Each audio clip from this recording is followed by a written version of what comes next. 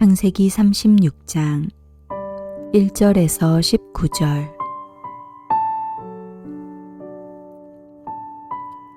에서 곧 에돔의 족보는 이러하니라. 에서가 가나안 여인 중 헷 족속 엘론의 딸 아다와 히위 족속 시브온의 딸인 아나의 딸 오홀리바마를 자기 아내로 맞이하고 또 이스마엘의 딸 느바요스의 누이 바스맛을 맞이하였더니 아다는 엘리바스를 에서에게 낳았고 바스맛은 르우엘을 낳았고 오홀리바마는 여우스와 얄람과 고라를 낳았으니 이들은 에서의 아들들이요 가나안 땅에서 그에게 태어난 자들이더라. 에서가 자기 아내들과 자기 자녀들과 자기 집의 모든 사람과 자기의 가축과 자기의 모든 짐승과 자기가 가나안 땅에서 모은 모든 재물을 이끌고 그의 동생 야곱을 떠나 다른 곳으로 갔으니 두 사람의 소유가 풍부하여 함께 거주할 수 없음이로라.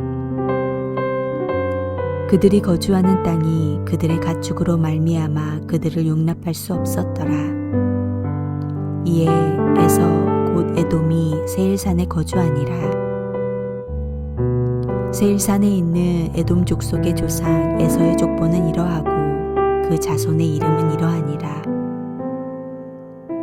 에서의 아내 아다의 아들은 엘리바스요 에서의 아내 바스맛의 아들은 르우엘이며 엘리바스의 아들들은 대만과 오말과 스보와 가담과 그나스요 에서의 아들 엘리바스의 첩 딥나는 아말렉을 엘리바스에게 낳았으니 이들은 에서의 아내 아다의 자손이며 르우엘의 아들들은 나앗과 세라와 삼마와 미사니 이들은 에서의 아내 바스맛의 자손이며 시브온의 손녀 아나의 딸 에서의 아내 오홀리바마의 아들들은 이러하니 그가 여우스와 얄람과 고라를 에서에게 낳았더라.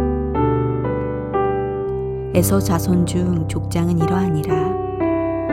에서의 장자 엘리바스의 자손으로는 대만 족장, 오말 족장, 스보 족장, 그나스 족장과 고라 족장, 가담 족장, 아말렉 족장이니 이들은 에돔 땅에 있는 엘리바스의 족장들이요 이들은 아다의 자손이며 에서의 아들 르우엘의 자손으로는 나앗 족장, 세라 족장, 삼마 족장, 미사 족장이니 이들은 에돔 땅에 있는 르우엘의 족장들이요 이들은 에서의 아내 바스맛의 자손이며 에서의 아내인 오홀리바마의 아들들은 여우스 족장, 얄람 족장, 고라 족장이니 이들은 아나의 딸이요 에서의 아내인 오홀리바마로 말미암아 나온 족장들이라. 에서 곧 에돔의 자손으로서 족장된 자들이 이러하였더라.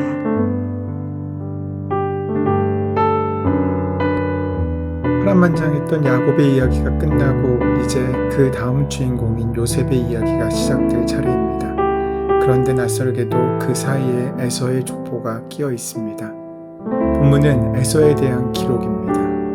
2절에서 5절 사이에 에서는 아내 3명을 얻어 아들들을 낳으면서 생육하고 번성해 갔습니다. 1에서 5절에서 에서는 결혼한 3명의 아내들과 그 아들들이 소개되고 있고 6절에서 8절은 그가 가나안을 떠나 세일산에 자리잡게 된 이유를 설명합니다. 6절에서 8절에서는 야곱과 함께할 수 없을 정도로 그 소유가 풍부해져서 세일산으로 이주하였습니다. 그리고 9에서 19절에서는 세일산에서 이주한 에서의 가족들은 그곳에서 생육하고 번성하여 여러 족장들이 등장하게 되었습니다. 9절부터 14절은 첫 단락의 내용을 손자들이 추가된 단락이고 15에서 19절은 그 족보를 에서에게서 나온 종족이라는 관점에서 다시 진술합니다. 즉, 이 단락은 창세기가 기록될 당시 세일 지역에 살고 있던 에돔족을 이스라엘 족장 역사의 흐름 안에서 조망하고 있는 것입니다. 36장의 말씀은 에돔 족속의 대략이라는 구절 이후 많은 족장들의 이름을 나열해 나갑니다. 25장에서 태중의 두 아이에 대해 물어보았던 리브가에게 하나님께서 응답하신 두 민족 중 한 민족에 대한 말씀이 성취된 것입니다.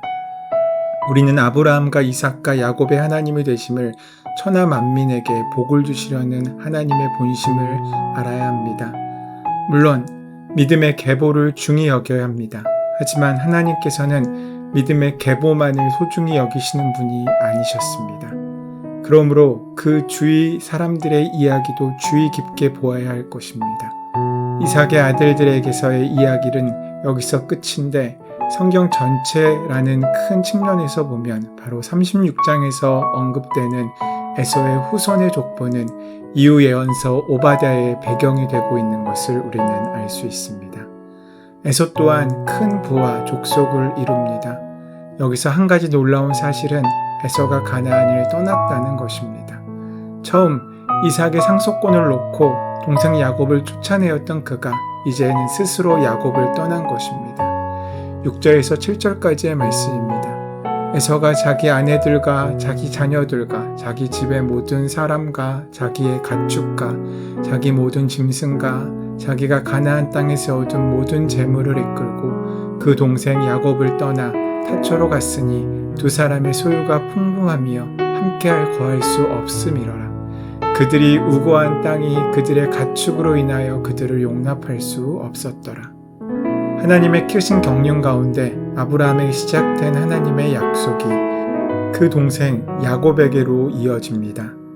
약속의 땅을 떠나는 에서의 모습 속에서 약속의 땅의 계승자는 야곱이라는 사실을 다시 한번 생각하게 됩니다. 에서와 야곱이 리브가의 태 속에 있을 때 하나님은 큰 자가 어린 자를 섬길 것이라고 말씀하셨는데 그 말씀과 같이 에서가 지금 약속의 땅을 떠나고 있습니다.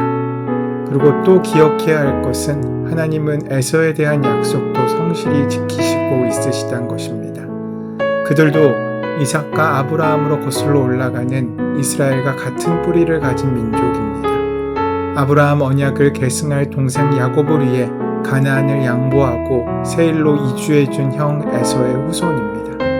배타적인 선민의식은 성경적 사격관이 아닙니다. 우선 에서가 세일산으로 이주하게 된 것은 창세기 27장 39절에서 이삭이 에서에게 너의 주소는 땅의 기름짐에서 뜨고 내리는 하늘 이슬에서 뜰 것이라고 한 예언이 이루어진 것으로 신명기 2장 5절에 드러난 대로 세일산을 에서에게 기업으로 주시려는 하나님의 계획에 의한 것이었습니다. 비록 에서가 장자의 명분을 하찮게 생각하여 팥죽 한 그릇에 파는 잘못을 저지르고 하나님의 축복을 잃어버리기는 했지만 은혜로우신 하나님께서는 에서를 완전히 망하게 하지 않으시고 살 길을 주시며 부유하게 만들어 주시고 생육하고 번성하게 하시며 기업을 주시는 것입니다.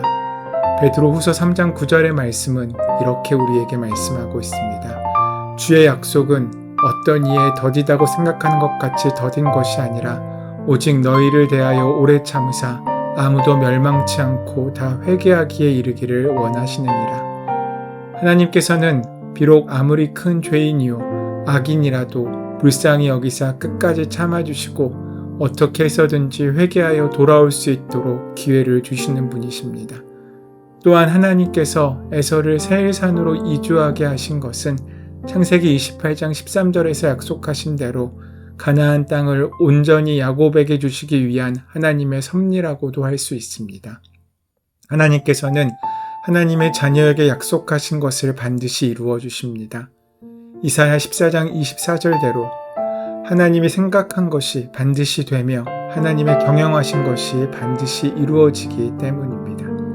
하나님께서는 그의 방해되는 어떠한 장애물도 허락지 않으시고 다 제거하십니다. 하나님의 선택은 우리에겐 특권이자 의무입니다.